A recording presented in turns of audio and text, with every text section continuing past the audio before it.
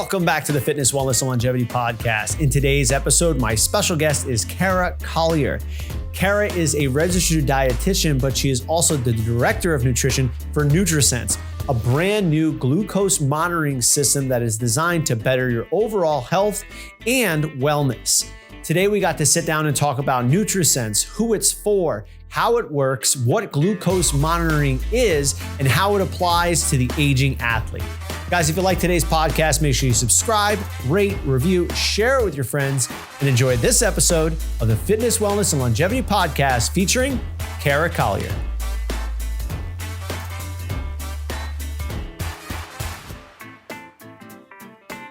Welcome, Kara. Where does this podcast find you? I am in sunny Austin, Texas.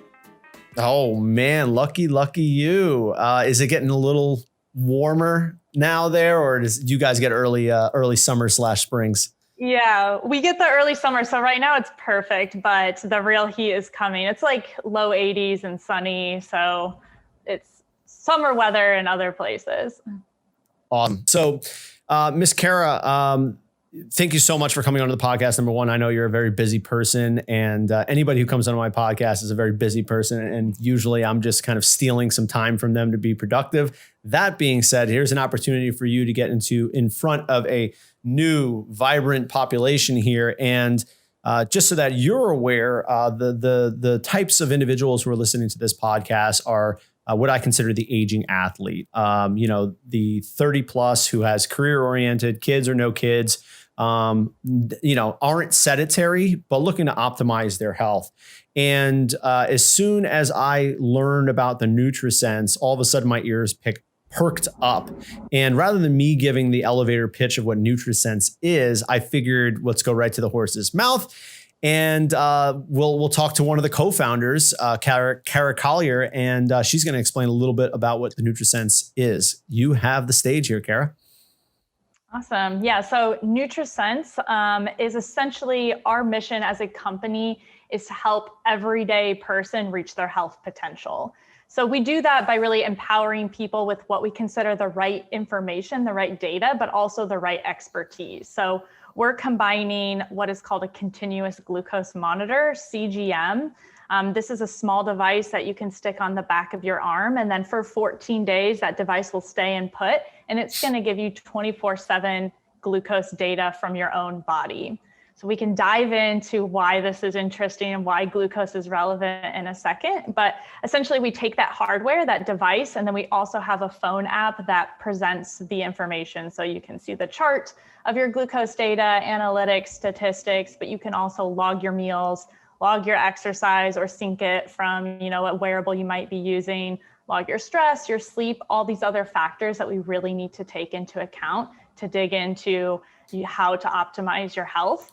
And then the third component is our human expertise. So we also layer on coaching in addition to the data, because we really believe that the true human potential comes from a combination of the right data and the right expertise. So that human and data combination. So each new customer who joins our platform gets paired with a one-on-one trained dietitian who they can chat with inside the app as well. So these dietitians are really trained to look at glucose data and help the average person optimize their metabolic health and reach their, unique specific health goal. So most of the time people are thinking about optimizing glucose data when it comes to being a diabetic. Most people who are wearing these CGMs or checking their glucose continuously are diabetics. But what we're trying to do is increase this information availability to everybody and not specifically the diabetics, since they're already being helped in the traditional healthcare system. So instead, maybe this is the person who's just interested in longevity or personalized nutrition or optimizing their energy levels or preventing disease. So for once, thinking about wellness and prevention rather than treatment, which is the traditional paradigm that we're working in the healthcare system. So lots to unpack there. And I think the first place to start out is a little bit more about what CGMs are. You mentioned continuous glucose monitoring. Now, I think how old is this technology and how long has this been used in the clinical sense? Yeah, so the technology itself is about 15 years old at this time, and it's come a long way in a short amount of time. So it used to be that these devices were really large, clunky, extremely expensive, so we're talking thousands of dollars, and they also only lasted like a day or two. So you would have to replace it like every single day. You're not getting a lot of data. And then that has just increased over time to be longer, more discreet, more accurate, and cheaper. And the main companies out there creating the continuous glucose monitors are Abbott, Dexcom, and Medtronic. So we work specifically with Abbott, but we're also hardware agnostic in that if you happen to get a Dexcom or something else, we want to be able to work with whatever CGM. We're not creating the devices, we're creating the software and the coaching on top of it. But the device themselves, yeah, go ahead. No, go. They're essentially, you keep them on for the whole time that they live. The Abbott Freestyle Libre that we're using right now, you put on the back of your arm, you put it on at home. It doesn't require any sort of like special insertion. I call it an easy button because that's really what it looks like. Like it truly looks like a button and you just push the button and it's adhesive to the back of your arm. Then you shower with it, you sleep with it on, and anytime you're curious about your data, you take the app, you wave it over the CGM, and you get an updated glucose graph. So it's, it stays on there, and then you just peel it off and throw it away like a Band-Aid at the end of that 2 weeks period. And if you have more CGMs, we offer just a one-time 2-week option, but we also offer recurring plans. And you might put on your next one, or maybe you just wanted that 2 weeks of data. Got it. Okay. So I want to unpack a little bit more about the CGM itself. So accuracy of CGMs, obviously, a CGM is not actually measuring your blood sugar, correct? It's more of an interstitial thing? That's correct. And I love clarifying this. So great question, because it's a point of confusion for consumers. So when we prick our finger with like a glucose meter, or we go to the doctor and they draw blood and get our fasting glucose value from there, that's a blood glucose measurement. Whereas the CGM, there's a little flexible microfilament that goes just below the surface of the skin, and it goes into your interstitial fluid, which is just the liquid in between cells. So it's not even going to the depth of our blood, which is great because it makes it completely painless, but it's a different measurement than blood versus interstitial fluid. So you can think of it as almost like a roller coaster of how they're related, because it's related to diffusion. If I just drink like 100 grams of sugar, it's going to go to my bloodstream quickly, and then it's going to diffuse into the interstitial fluid. So it's usually got a little bit of a delay from blood glucose values, somewhere between 15 and 45 minutes, and it can also be off slightly. So the gold standard for a true, like very accurate, exact number is a blood draw that you would get from a lab. When they take blood from your vein, that is the most precise number if we're talking about exact values. And then the CGM monitors, either the Libre or the Dexcom, they are FDA approved devices, and they have accuracy measurements they have to match to be FDA approved. And that is that within 15% of the value that you would get from that blood draw, 95% of the time. So that absolute value could be off slightly. Like let's say you go get your labs drawn and your glucose, fasting glucose is 90. It might read 100 on the CGM, and that's a difference in slight accuracy of the exact number. But the trends and changes in your glucose values on the CGM are very precise.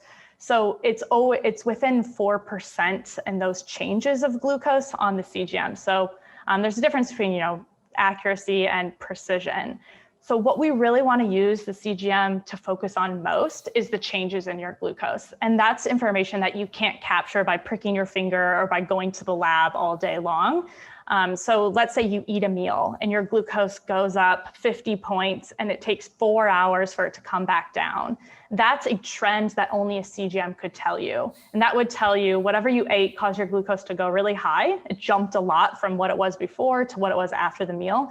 And your body also took a long time to come back down to normal, to metabolize that food, to break it down, and to get everything cleared away.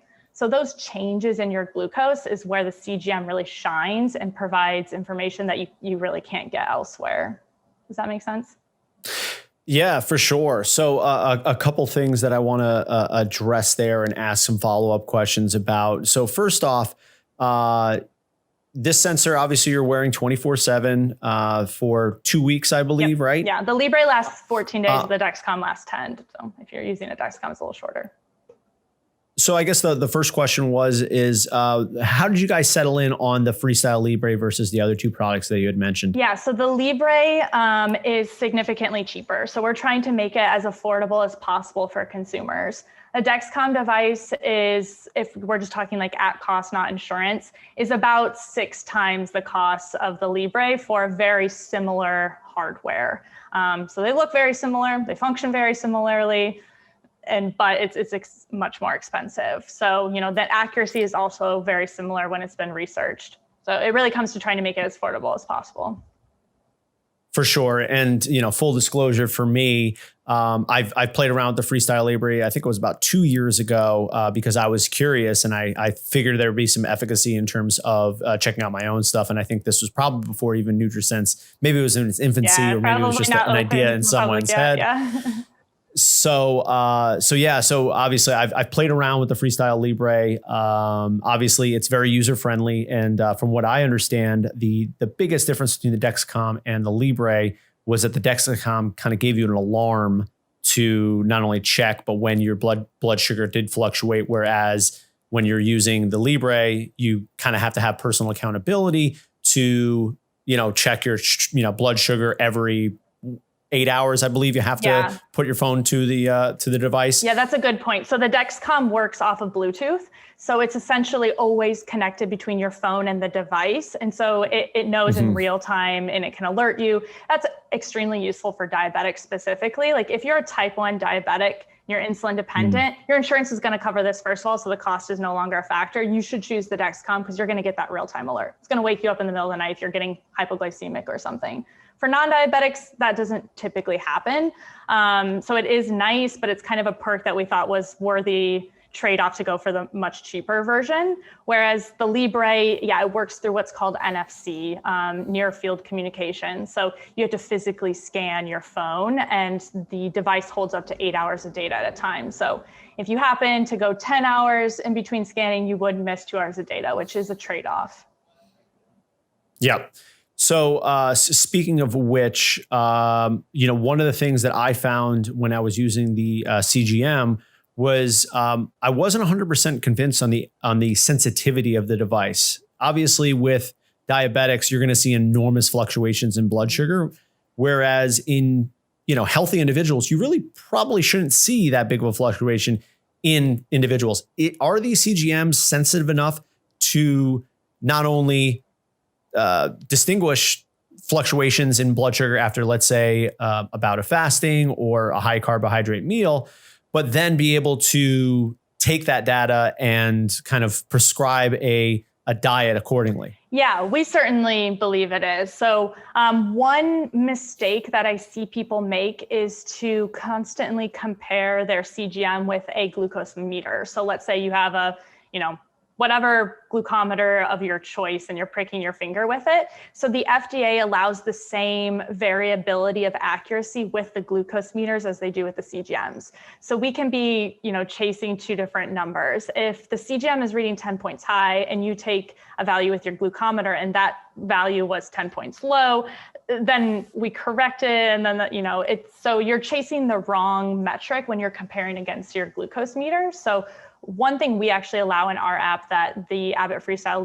Libre app does not allow, that you probably didn't get to do, was a manual calibration. So if you're in a fasted state, your glucose is stable and you recently got labs, or you do just have a benchmark fasting glucose value, we allow to adjust that absolute value. So the whole 2 weeks is shifted to kind of better dial in, which does help to compensate for that absolute value being off. But then again, what we really want to focus on is the trends and precision. So a few examples would be, let's say, maybe your overnight glucose value is resting at around 100, and maybe that's actually 110 or 90, but yesterday it was resting at 120. So we can see between yesterday and today, you did something differently. So what did you do last night that led to your overnight values being 20 points lower than it was the day before? And sometimes that's meal timing, meal composition, sleep, different factors that might influence that. But what we really want to look at is how the baseline values change from day to day, and then also what that postprandial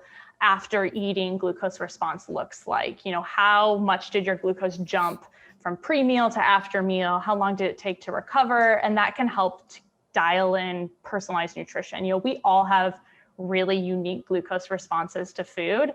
An example I always point out is that I have a barely negligible glucose response to bananas, which is historically, a very high glycemic index, starchy food. And so for a long time, I was avoiding bananas because I was like, well, I'll probably have a huge glucose spike to that, but I don't. So we have these unique glucose responses to food, and you really can't know that unless you're seeing that curve after a meal. How do you tackle the many variables that potentially can influence blood glucose? So you already had mentioned meal timing. You mentioned the types of foods. What are the biggest variables that you guys consider when you're not only looking at the data but then formulating nutrition plans? Yeah, there's a lot to consider, which is why we include that one-on-one trained dietitian with every customer. Because the last thing I want to do is a customer walks away with the wrong information. I don't want them to think that, oh, my glucose was doing this because of that. And then they avoid some food that they really didn't need to avoid because actually they weren't sleeping. So we have that trained dietitian to help people correlate and pinpoint all these different factors, but we really want to look at all things nutrition. So the composition of your meal, the different combinations of macronutrients, micronutrients, meal timing, meal form, like liquid versus solid, processed versus unprocessed, but also exercise level. If we do not move much, if we're pretty sedentary, it's going to have an impact on our glucose levels. Stress and sleep are also two other really big factors that affect just about everyone. How much you sleep and what your levels of stress are going to have a major impact on your glucose levels. So we really want to take into account all of those core factors. And then there's lots of little factors around that, like hormones, menstrual cycle, if you're sick, if you just got the COVID vaccination, that's going to raise your glucose values. We're seeing that for people, gut health, dysbiosis, all of these things are things to take into account. And that's why we really believe that a human involved in the process is helpful. So I know I'm bouncing around a little bit here, but you had mentioned that if you were a type 1 or a type 2 diabetic, most likely your insurance is probably going to be covering at least the monitor. But talk to me about the monitor for non-insurance patients, and what is the fee for the ongoing use of the service and the app? Yeah. So if you're signing up for our program, starting with our costs, like I mentioned, we kind of offer two different options. One is just one CGM. It lasts 2 weeks. You can have the app and your data forever, but you just have the coaching for that 2 weeks. And that's $175, no recurring fees. And then we have monthly programs where you would get 2 CGMs a month, the dietitian support complimentary for the first month. And those range depending on how long you want to commit for. So if you commit, our cheapest plan is if you're committing for a year, which you can pause in between then and kind of, stretch it out however long you want to. That is $185 a month for 2 CGMs. And then if you're doing what our most popular plan is 6 months, it's $199 a month. And the dietitian is complimentary for the first month because for a lot of people, that's enough time for them to understand those glucose basics, think about all the different factors that might be going on and formulate a plan. And then it's an extra $50 a month to keep the dietitian after that for those who really want some extra accountability, which isn't everyone.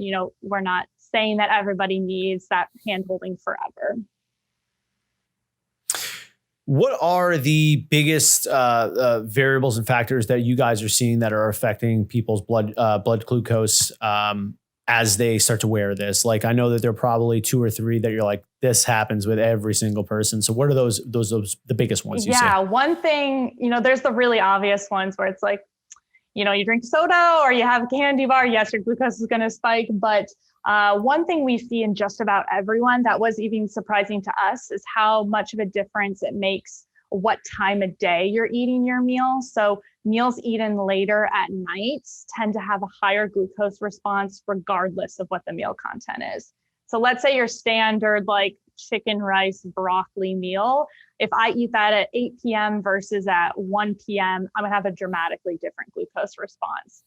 So our insulin sensitivity, that really is what's metabolizing and utilizing that glucose, it works on a circadian rhythm. So later meals tend to just have a higher glucose response due to that natural decreased insulin sensitivity in the evening. And we see this especially pronounced in the most dramatic examples of like shift workers, nurses who are working, the night shift, just higher glucose values. So that's something for people to think about. Eating your evening meal earlier, try to avoid food at least 3 hours before bed, and really try to nip out to that snacking late at night. Got it. Another thing is really just the power. So on a more positive note, the power of simple, gentle movement. Exercise of all forms is extremely helpful for increasing our insulin sensitivity, improving glucose responses, but just a 10-minute walk after a meal can do wonders. It's amazing how much just breaking up your sedentary day with a little bit of movement, some walking after meals can significantly improve your glucose response. And along those notes, we see how powerful it is to be able to combine maybe a food that gives you a higher glucose response, but eat that after a workout, and then you have a minimal glucose response. So a lot of people join the program thinking they might have to restrict foods, like they think they're going to have to cut out a bunch of stuff. And a lot of people leave with a more liberated but personalized approach. They're like, actually, oatmeal for breakfast is perfectly fine as long as I eat it after my workout. But if I didn't get a workout in the morning, I'm just going to do, eggs and veggies and a more low carb approach. So having that exercise component is really important when you're thinking about what your meals look like. There are some camps that believe that a fluctuation in blood sugar is a indication of stress on the body. Do you guys see it that way?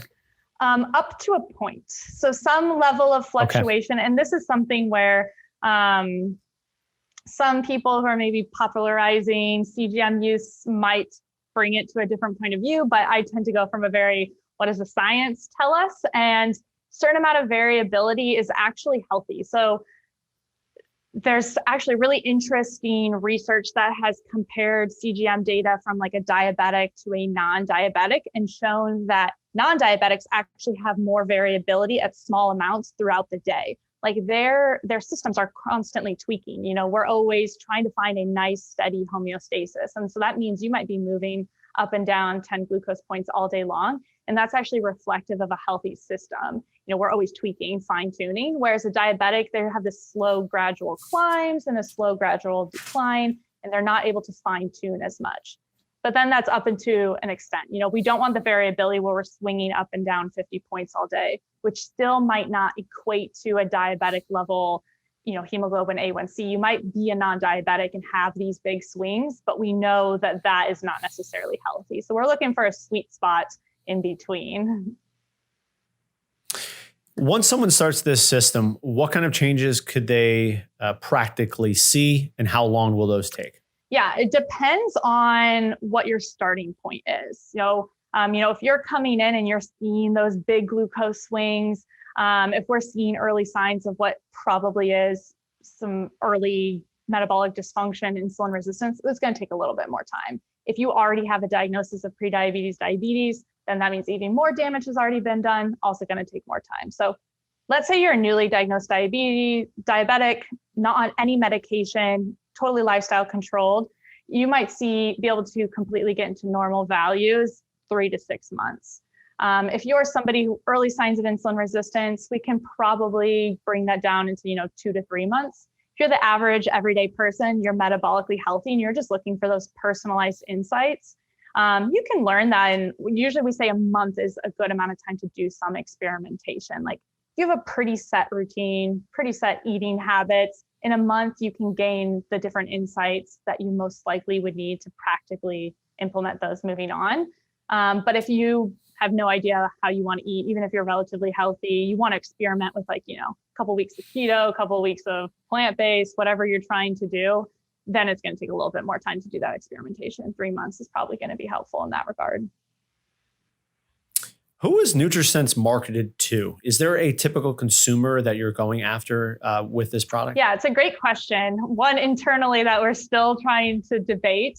Really. Yes. And the reason, and let me follow up, because the reason why I asked that is because first off, you're using a CGM, which is obviously predominantly in the diabetes community, the type 1 and type 2 diabetes, potentially even pre-diabetics. And if you throw a stone, and especially in the United States, you're going to find either someone who has diabetes or is pre-diabetic. So I can definitely see that. But obviously, there is a correlation between blood sugar management and weight loss. Mm-hmm. Is this a weight loss product? Is this a performance product? Is this, when we look at blood glucose, I want to optimize my post-workout nutrition. I'm a 5-star athlete and I want to be able to go from a 432 mile to a 422 mile. Like who is this really geared toward, especially when we talk about the services involved as well? Yeah, it's a great question. And we have right now, as a newer company, a wide variety of customers. We certainly have a small handful of those that are diabetic, pre-diabetic. We have another small handful that are very fitness focused athletes.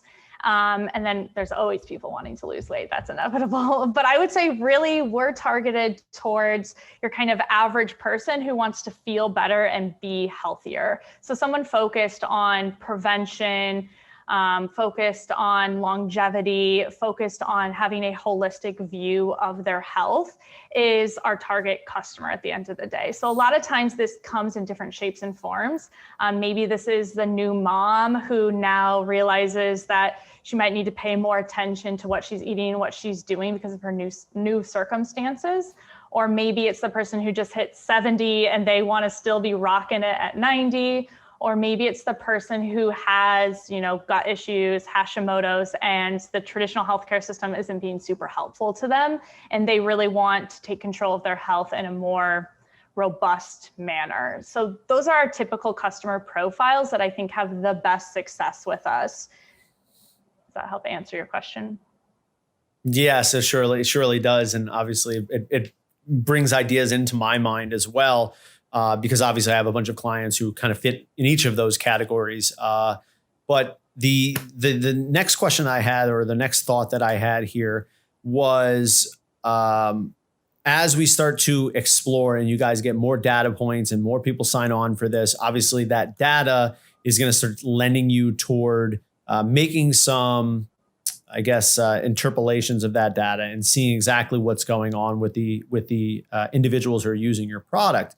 What have you seen thus far that coming in, and obviously you're in a fairly traditional background. I believe you worked in a hospital system first there, yes, Kara. Right.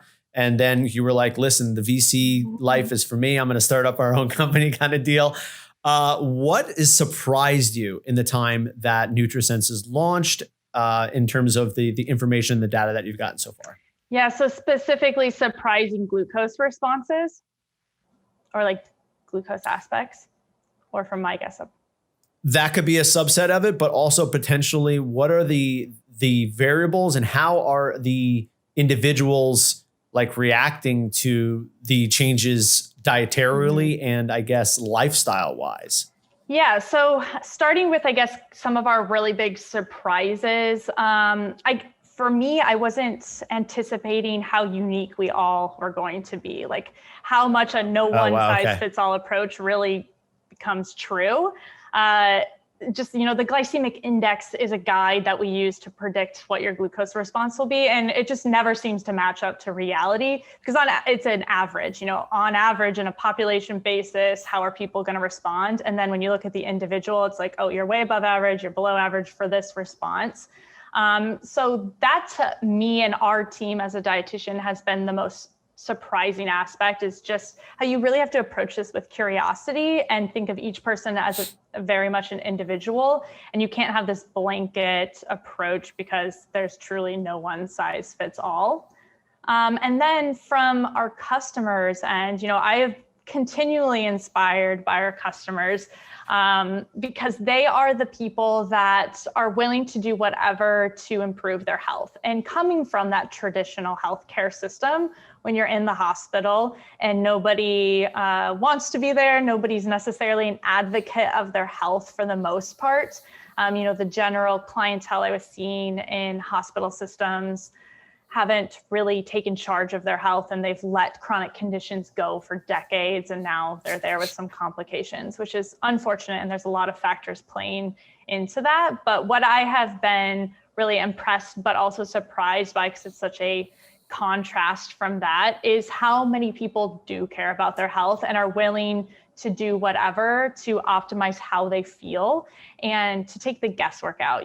One of my clients called the CGM their truth meter, and I love that phrase for it because it helps cut out, is this good? Is this bad? How is this change affecting me? Is it making a big difference, a small difference? And instead we can figure out, the generic conflicting advice out there in the nutrition world and actually pinpoint to how you are responding. And that's been my favorite general success story from clients, is really being able to pinpoint how you as an individual thrive, or maybe what foods are not the best for you, or okay in moderation, or okay daily. So you are able to make some of those interpretations based upon foods that are working well versus not working well, that aren't historically affecting blood glucose. Like you said, things like gluten and gut irritants and that kind of stuff. Are you guys able to kind of make that assumption? Yeah, and we always have to. We want to emphasize that glucose is not the only metric that's important, and we don't want to be overly myopic about glucose. Maybe you could eat a stick of butter for breakfast and your glucose might be in a pretty good range, and we're not going to say like that's awesome. Another reason that we want to combine the human aspect to it. And our future goal as a company is that we continue to combine the right data points with the right expertise. And that means not just being a CGM company, a glucose company. We want to look at the whole picture and combine other metrics. And maybe that's lab work, maybe that's a fitness tracker. We're still exploring those ideas, but the glucose is what we started with CGM's glucose because of, the 80-20 principle. It gives us a lot of information. It's not everything, it's not the end all be all, but it tells us a lot. And we know as a country, we are metabolically unwell. Insulin resistance is rampant. And so good metabolic health is what I consider like the bed rest of what, good health stands on. So if we can really dial that in first, then we're making a lot of progress. It's a big step forward. It's not the only thing to consider, but it's a good first step to take. And so that's the focus that we want to emphasize to clients. That, it's not everything though. You gave me a great segue into the service that you guys offer. And right now it looks like obviously you throw the CGM on, it's giving you some great data points. You're working with is it a nutritionist or a dietitian, yeah, it's a dietitian that you're going to be working with? Okay, cool. And are you doing little virtual meetings? Right. Is it a phone call? Is it an app, texting right now, or something all like the that? communication happens through the in-app chat. So it's like texting to the customer. You can also do an email version for those who would prefer to type over using their thumbs. And it's essentially like unlimited communication. You can expect a reply, within a day, but you can also message as much as you like, and you can start the conversation, or the dietitian will also reach out every so often, a couple times a week as you're getting started. if you're not initiating the conversation. So we're going to kind of point things out, help you understand what's going on. Before you start the program, you fill out a goals questionnaire so we really know why you're there, what you hope to accomplish, what your barriers are, so that we can tie in your personalized information with the data we're seeing and create that real relationship, and not just, kind of a generic AI push notification, but a real human connection there. Can I give you a hypothetical situation and just kind of walk me through exactly how the service would work? So say I'm a 45-year-old man who's looking to lose about 10 to 15 pounds. I have regular work stresses. I'm working 10-hour days. I sleep about 6 or 7 hours a night if I'm lucky. Help me. So what's the first step there? It's always customer driven, of course, so what we typically do, hopefully you're on the program for at least a month. The 2-week trial is a quick turnaround. So we're not going to be able to fix your sleep, your weight loss goals, your stress in 2 weeks. So setting realistic expectations is a good step one. But we like people to engage in their regular routine, eat your regular meals, do your regular exercise, sleep your regular sleeps for the first week or two, so that we can get a baseline. And then it's going to be working together. As a healthcare professional, you probably know the term motivational interviewing, and that's really that we want the client, so you, my 45-year-old client, to be intrinsically motivated for whatever we're suggesting you work on. If I'm telling you what to do, the chances are maybe you'll do it, maybe you won't, but 2 months from now, you probably won't if you don't actually care about it. So it's about really getting to know you, talking to you, figuring out where the barriers are, and also what the biggest priorities are. So breaking that down, what is most motivating to you? And maybe that's, I want to have the energy after work to play with my kids and not snap at them. And it's like, okay, we're really focusing on energy. Maybe it's not actually weight loss, that might come with it. But we want to find that true source of motivation and work with you from there. And maybe that's tweaking some dietary things. Maybe that's talking about stress management techniques. It's going to be customer led, but that would be the general approach to that communication. And sometimes glucose is very directly related. It's like you're having a giant spike and crash, and sometimes it's more just associated, and we're using it kind of in combinations. So it can depend on the client's primary objectives of how much we're talking about, your very specific glucose response versus letting the conversation go where it is to help you reach your goal. What are the typical things that you see in this subset of individuals that are holding them back? Because I know, obviously for my own nutrition coaching and talking to tons of different nutrition coaches, especially in the virtual world here, I think one of the biggest limitations is you can't make anybody do something, right? When you guys run into those problems, what are your tools that you use to get individuals accountable and adhering to some kind of plan? It's the biggest problem of any healthcare professional is getting your client to actually do what they should be doing. And it's the most difficult thing of a human being as well, whether I'm working with a professional or not. Me personally, you know the right things to do. Am I executing them or not? Knowledge is 20% of it. The actual actions is 80%. And this is where I think the CGM is a powerful tool that many people don't realize, because of the nature of the immediate real-time feedback, works as an amazing accountability tool for many people. And that's where another, 80-20 rule, glucose is going to be impacted by our exercise, our meals, our sleep, and our stress. So whether, which one of those is your Achilles heel, the glucose data is going to help hopefully drive you towards behavior change. I always explain that our brains are hardwired for immediate gratification. We are just built that way. We want an immediate, yes, that was good, or no, that was bad. And for most health habits, there's a huge delayed gratification or delayed consequence. If I eat a piece of pie every single night for the next 20 years, I might not really see a consequence from that for decades. That might not catch up for a while. If I start going to the gym today, I'm not going to see the benefit of that. I might actually see a detriment because I'm like, well, now I'm sore, or that wasn't very fun when you're first getting started. So that data, that immediate feedback in real time, helps bridge that time gap. So instead of waiting 20 years for a benefit, or 5 years, or even a month, you can see it right now. You can see that your glucose improved or that it went really high. And for many people, that enhances that intrinsic motivation, which is just essential in order to actually do what you know you need to do and create habits that are sticky. So for many people, the first 1 to 3 months, I see the CGM as a discovery tool. It's learning, knowledge. And then after that, it's really a behavior change tool and an accountability partner. And it complements the dietitian support and dietitian approach really well. Without that data, we can't do our jobs as well. So I think it's helpful from both perspectives as the customer, but also the healthcare professional having that data.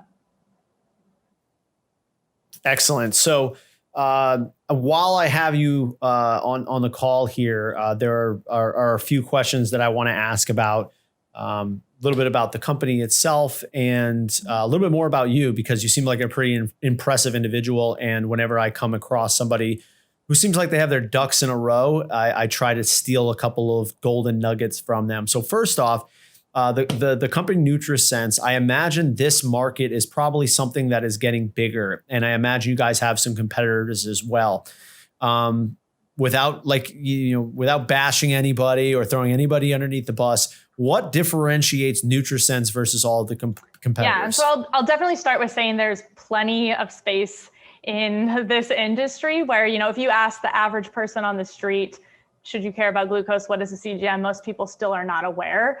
So more players in metabolic health space is really helpful right now. 88% of Americans are not metabolically healthy. So there's a lot of room in the market and room for improvement. But of the people doing similar things right now of using the continuous glucose monitors, we are the only company that is including the human service, so the human expertise. We're the only people who are using dietitians, who are allowing you to interact with a human being, chat with them.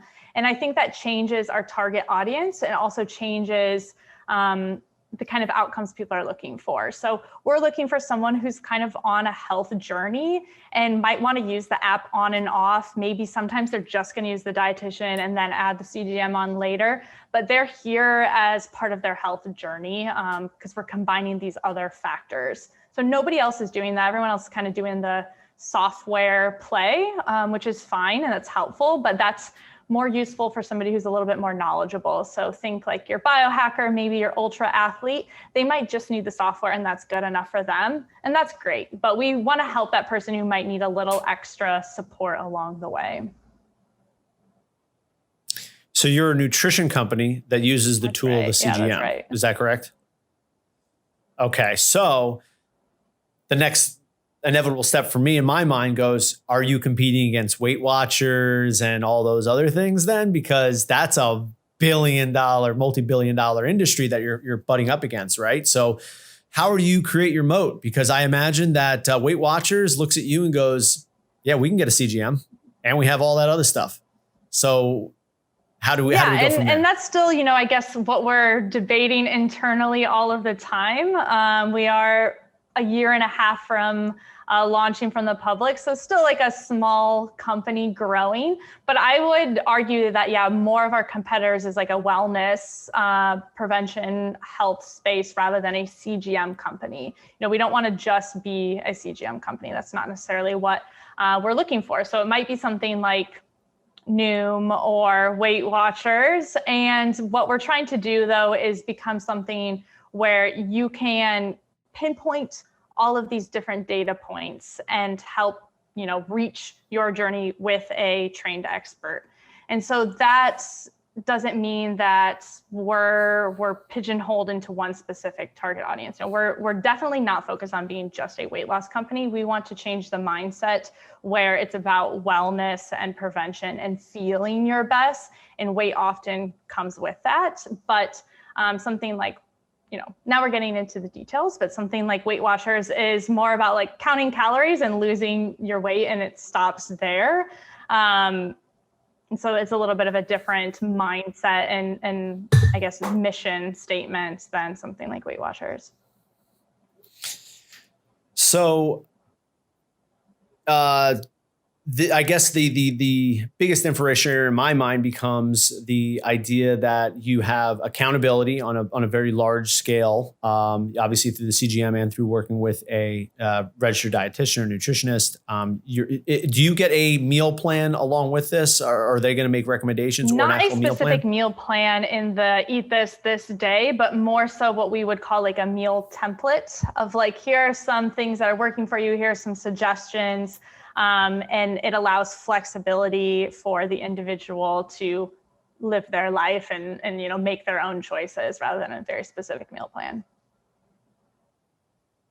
Got it. Okay. And your goal personally in doing this, have you sat down and thought about that? Obviously, you probably have some pretty big motivating factors. And again, this speaks to the individual that I'm speaking to here. Kara Collier, you probably had envisioned a life of being a registered dietitian as I'm going to change people's lives and do all this stuff. And now you're sitting here on a podcast talking about Nutrisense. Like, what to you is your goal right now? And can you tell me how that's changed since you were in school? Yeah. So my inspiration for helping start this company and do this really stemmed from like the reality check of working in the traditional healthcare system. I think I've always been interested in nutrition, played sports in high school and was just like impressed by how much nutrition actually makes a difference. And so I got into nutrition wanting to help people, I guess, in a vague general sense. And then when you're in the hospital system and nobody wants to help themselves, the system doesn't really want to help you.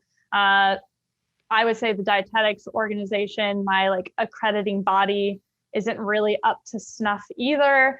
It was a lot of disappointment around the board of there just couldn't be meaningful change within these current restrictions that the system is built upon. I think it's going to keep improving, working towards that, but I wanted to help people faster now and not wait for everything else to catch up. So I decided to do that in my own version, my own way that I thought would actually be beneficial. So my motivation for that is actually truly helping people and not just fake helping people. Finding recommendations that are useful. I cringe at some of the original recommendations that I was taught in school that I gave to people of like, count your carbs and have this many at every meal. And now I see that in like a pre-diabetic and their glucose is just like absolutely crazy. But this is what American Diabetes Association and American Dietetics Association recommend. And it just doesn't match with reality. When you see the data, you're like, this doesn't help people.